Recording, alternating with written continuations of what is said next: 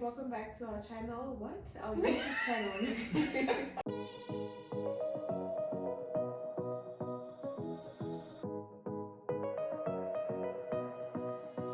Hi guys! Welcome back to our YouTube channel. Today's video is all about job interviews. And how to prepare for the job interviews. The do's and don'ts of presenting yourself in interviews. Mm-hmm. And how to present yourself in terms of how you dress and how to best articulate what you will be saying in an interview. Thank you so much guys for tuning in. To our family who've been with us since inception, thank you so much. And to our new subscribers, please do not forget to hit that subscribe button and to also click that notification bell. It almost slipped, guys. Notification bell, please don't forget, so that you'll be notified on any new videos that we'll be posting, because our intention or our goal is to produce very good content to you guys, so you do not want to miss out. So please don't forget. Okay, so today we're going to discuss first point. How do I prepare for an interview?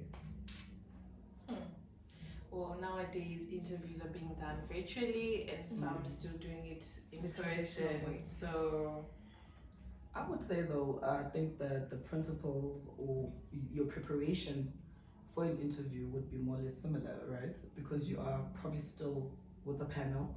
So in as much as it's a bit different now, and maybe because you're in your home environment, you're a bit more comfortable. But I still think the principles that you would apply if you were facing people, like it was a face-to-face interview versus virtually, I think it's more or less. I think it's more or less the same. It's just the atmosphere might be just a bit more different because you're in your comfort zone, your comfortable space. So I think the principles would be slightly the same. But then what are the principles that I know they might be? We all have personal principles, but what do we think are the most common principles that you would apply in preparing for an interview? Research your role that you're applying for, research the company, research the people that are most probably going to interview you. So research is the very key principle, the first key principle for me.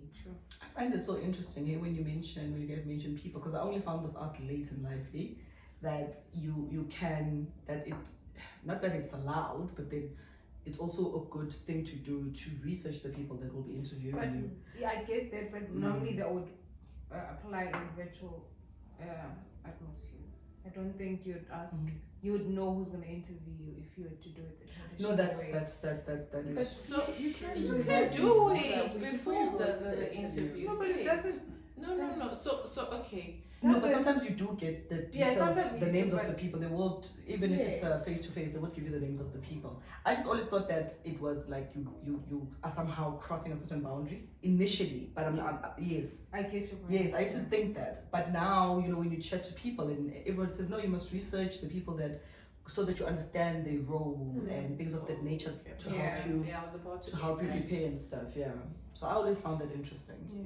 Because researching about the people is basically like what you said, finding out their roles and stuff and all of those things. Because now you also get the opportunity to ask certain questions because of the certain role that person is playing in the company. So it gives you like a guideline of who you'll be dealing with, which kind of team you'll be joining, and all of those things. So I think just researching, it's just giving you a background of what the team and what the company is all about. I think it does, and it also opens up your mind, because often in interviews there might be things that you might want to know. So towards interviews, sometimes maybe at the end, I'm not saying it happens all the time, but they would ask you, maybe is there anything that you want to know? So to Nana's point, it touches on that, because at least it opens up your mind to the things that you want to know about the company, either the culture, in as much as you may know about your role, but you might want to know what the team culture is like. And it's just a few examples. So guys, after researching on your interviewers, you definitely have to research about the company. So now, where do I get this information from? Their website. Yeah, that would be I think nice. that's I don't think you'd get that from LinkedIn. No, you can. I But think it's you can on the brief, but LinkedIn. It probably is gonna link you back to the To the website. company Yeah. website. Oh, yeah. Okay. What they mostly have what's that? What about us? Yeah. Oh, what about yeah. space Yeah. and Some stuff? have company values and stuff like And that. missions and visions. Yeah, and so you all can of also ask that. people who work there or people who might know about the company. So it's not limited That's cool. to just going To the internet, yeah. Yeah. I think that's Okay. also a very valid yeah. point. Because you get to get an understanding. Because sometimes you can read it from the website, but for it to actually have meaning to you, so you actually can chat to somebody and not that I'm crossing out the internet, Yeah. but I like the point that you just made. It's great. It's valid. All right.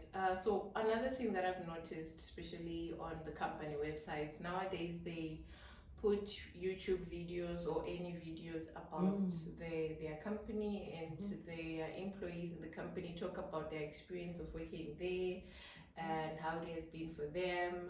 And I think that also can help out if maybe you kind of lost, like what Kokoso says, you might not know what their values mean and stuff, but if you watch someone explaining to them that, okay, this is what we do, this is what we do, this is what you do, then it can help you as an individual to see where you're going and where the company is coming from. It's 100%. Okay. And also how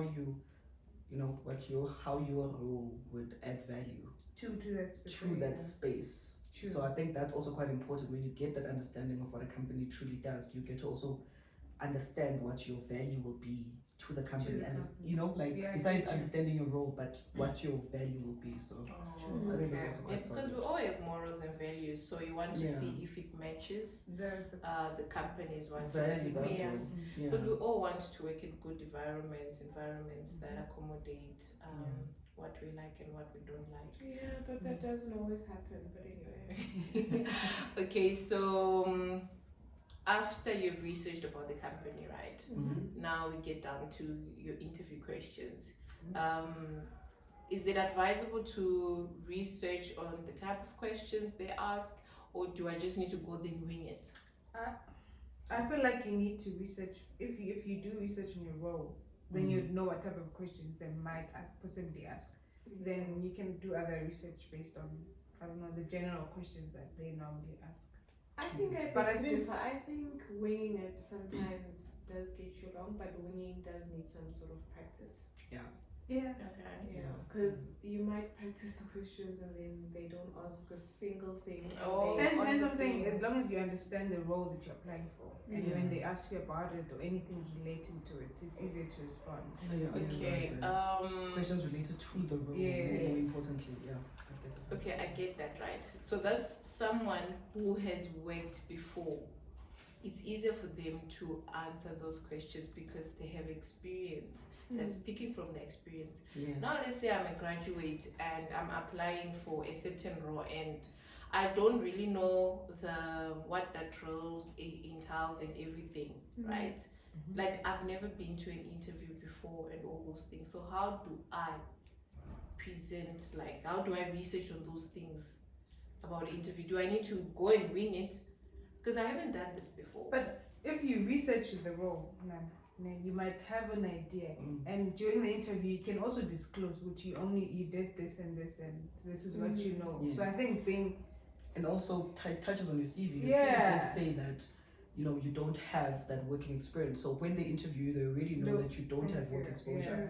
So I think in that essence, back to the points that you guys made earlier, you learn more, you read more about the role, the type of questions that they might ask pertaining that role, even for somebody who is experienced, just to kind of give yourself that idea of what the role entails. And then also just read up on basic interview questions as well, because I think that might also all the ones help of you. getting to know you.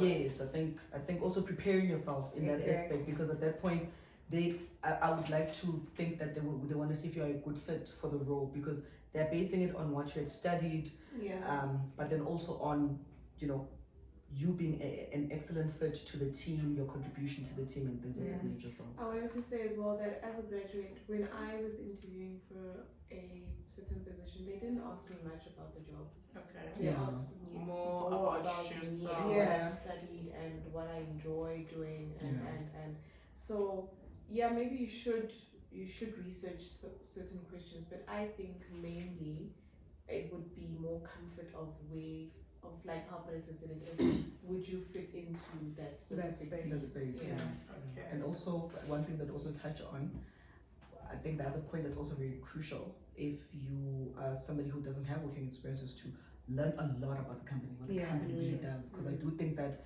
is a place that would also create that interest in them to see that you're somebody who's really interested in the company because you're learning about the company and you show that you are comfortable in your knowledge about the company. So I think that's another important point if you are somebody that hasn't worked previously. Yeah. And also just to add, since you're a graduate, because they're not asking a lot of questions about the role, they're asking a lot of questions about yourself. Just be confident in how you respond and just be yourself. Yeah. Because sometimes I feel like when you Google, tell us about yourself, you try to cram what Google is, Google, what Google said, and then that's actually not you. Sometimes being yourself pays off. And sometimes, of course, it needs to shine. It actually pays off. Yeah. Like being yourself. Being yourself really does, yeah. So, And it also tends to, but I think in any aspect, whether you are, you experienced or you somebody who doesn't have any working experience, I think I won't call it selling yourself, but like your personality is what should shine through. Because what it also does is what I've noticed with me as well is that my personality tends to calm it down if I find that I'm too nervous. So it tends to kind of like bring me back to myself a little bit, and it gets me a bit more comfortable when I'm producing the energy of who I am in the interview. Yeah. I'm also thinking if you're a graduate, you probably are gonna do the research for the company. I think it's also important to learn on how to describe yourself to other people. I think on how you articulate. Yes. Okay. Articulation. Actually, I was about to go to that question. How do I present myself in an interview, no? Yes. So that would be presenting yourself and how you articulate yourself, and also appearance as well. Look like it's cool, eh? I said dress code. Appearance. I don't know. I'll speak on articulation. You want to whatever that you are answering, you want to articulate yourself in a way that people can understand exactly what it is that you're saying. And part of that is to try and avoid having very long sentences that go on and on and on, because sometimes you don't necessarily have to sound like you know something by speaking about it in like full length. Sometimes just finding ways to summarize what you're saying in a way that it doesn't sound like a list like a point. It's not in point form, but you state it, but you give it a bit of meat as well, but you're just not going on and on and on and on the same point. Guys. Because once it's lengthy, you're gonna lose track of your thought process. Because remember, they asked you a question, your mind needed to process that question, so you need to allow yourself to just think. Because also one other thing that you also need to do is when they ask you a question, take a pause, let it sink in. And when I say pause, I'm not talking about 10 seconds. Just take a pause, make sure that you understand the question. And if you don't understand the question, or paraphrase. If somebody said that question, then you just paraphrase just to make sure that you understood the question correctly as well. So I think that's one other thing. Just try and keep your responses as minimal as possible to also help with your confidence and your articulation. And when you don't understand, if you're not sure, just paraphrase. I think, and it actually gives you time to think while you're asking the question. Yes, it really does. It really does, All right, so let's say during the interview, especially on the presenting yourself, right? Like what you said, articulate. Let's say they ask you a question that you don't know how to respond, or you don't even have an answer for it. How do you respond to that? Honestly, just say you don't know. Just say I don't know, but it's something I can research or learn or investigate. Okay. But just be honest and just say instead of mumbling. Not even as possible, just be honest. Yeah, I think people be honest. try to oversell themselves, and eventually you find yourself in just be honest. I don't know, but I'll try and investigate. I don't know, but I'll try and look into it. Yes. You don't know. Be 100% honest, guys. It does help you because you won't put yourself in like a maze that you can't get out of. So be honest 100%, not even as possible. Be honest 100% all the time. But it also shows that you're accountable. Yes. And you're open to learning. You're not somebody who's just because we always write willing to learn on our yes, which we always are. Okay. So how do I present myself appearance-wise? Ensure you look good. When you then you'd feel good. Then I guess you do good. Yes, definitely. I but think you hear the professional. Not any other kinds of goods, but okay. So always try to wear formal, right? Yes. Even if it's a virtual one. I know these days we tend to wear somehow virtual. You can always wear half. Because they're not gonna ask you to see your full length or anything. But if you're doing it on Teams or Google or Zoom, still look presentable and make sure that your background as well is also presentable. You don't want to show weird things at the back and then you are in a video interview with whoever's interviewing you. And when you do it in person, try and dress as professional as possible, right? Decently so, please. Yes. Avoid colorful no colors. No see-throughs. Yes. No see-throughs, guys. And Balisa the other time she was asking, can I wear pushes? Those light. Try and wear. Try and wear closed shoes as much as you can. Or if you're comfortable with heels, we can wear heels. If you're comfortable with pumps. And I think there should be a certain type of heel. We're not talking about 6 inch. Then you walk in like you're doing the Macarena. No, guys, no. Like just try to be comfortable. Yes, try to be very comfortable and simple, guys. I think being simple. I think so too. Yes, simplicity is the best. Try to overdress for you've got like a scarf. Look like a professional. Look like a professional that you want to be. And it's just, this is just my point of view. It doesn't need to apply to anybody or not. I'm sorry to say no. I meant you can take it, might not take it, but what I meant, up to you. It's up to you really. But I think the more solid you go in terms of color, I think that it's safer, because if you go with like very busy, I'm not saying don't go for busy, but busy can be very distracting when they are doing the interview on you, so with you rather. So I think go as minimal as possible or as solid in terms of color as possible. So guys, this brings us to the end of our video for today. Just a reminder, go out there, get that job, be professional. Be yourself. Be confident. Be confident, as much as you can. Yes, so make us proud, go get that job. Comment, tell us about the video. And definitely down below. And let us know if the points that we may have raised did help you, or if maybe you can share them and might help somebody else. Just share with us so we can, even suggestions, guys. We're open. Please, we're open to suggestions as well. Because this is our community, guys. It's all of us together. Definitely. As one. So until next time, it's love from us. Yes. Bye. Bye.